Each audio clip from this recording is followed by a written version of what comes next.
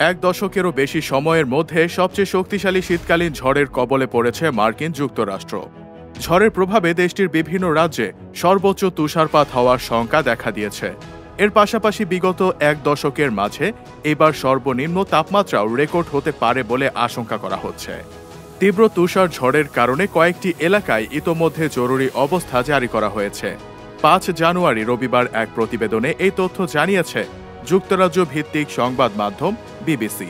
যুক্তরাষ্ট্রের জাতীয় আবহাওয়া সার্ভিস NWS জানিয়েছে ঝড়টি দেশটির মধ্য অঞ্চলে শুরু হয়েছে, যা আগামী কয়েকদিনের মধ্যে পূর্ব দিকে যাবে।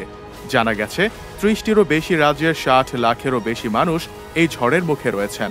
তীব্র তুষারপাতের ফলে বাতিল করা হয়েছে হাজার হাজার ফ্লাইট। বিবিসির প্রতিবেদনে বলা হয়েছে ঝড়ের কারণে কেন্টাকি এবং ভার্জিনিয়া সহ অন্তত ৭টি রাজ্যে জরুরি অবস্থা জারি করা হয়েছে। এছাড়া মিসিসিপি এবং ফ্লোরিডার মতো রাজ্য, যেগুলোর বাসিন্দারা তীব্র ঠান্ডার সঙ্গে পরিচিত নন, তাদের এই প্রাকৃতিক বিপর্যয় নিয়ে সতর্ক থাকার আহ্বান জানানো হয়েছে। এইসব রাজ্যের অনেক রাস্তা বরফের আস্তর পড়ে বন্ধ হয়ে গেছে, যার ফলে বন্ধ করা হয়েছে স্কুল।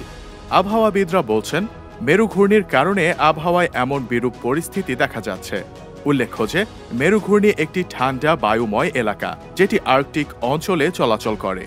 যুক্তরাষ্ট্রের জাতীয় মহাসাগর ও বায়ুমণ্ডলীয় প্রশাসন বলেছে কিছু কিছু জায়গায় গত এক দশকের মধ্যে সর্বোচ্চ তুষারপাত হতে পারে। অ্যাকুওয়েদারের আবহাওয়াবিদ ড্যান ডেপোডিন বলেছেন ঝড়টির কারণে ২০১১ সালের পর যুক্তরাষ্ট্রের মানুষ সবচেয়ে ঠান্ডা জানুয়ারি প্রত্যক্ষ করতে পারে।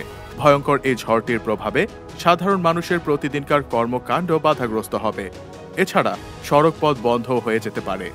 কানসাস ও ইন্ডিয়ানাতে প্রায় ৮ থেকে ১০ ইঞ্চি পরিমাণ তুষারপাত হতে পারে।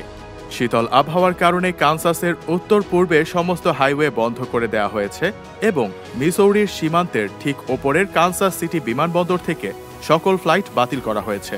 অপরদিকে মধ্য পশ্চিমাঞ্চলে তুষার ঝড় হওয়ার সম্ভাবনা আছে। আবহাওয়াবিদ রায়ান মাও বলেছেন ঝড়ের কারণে বিশৃঙ্খলা সৃষ্টি হতে পারে। বলা যায় বিপর্যয় ঘটবে। এটি এমন ঝড় যা আমরা গত কয়েক বছরে দেখিনি।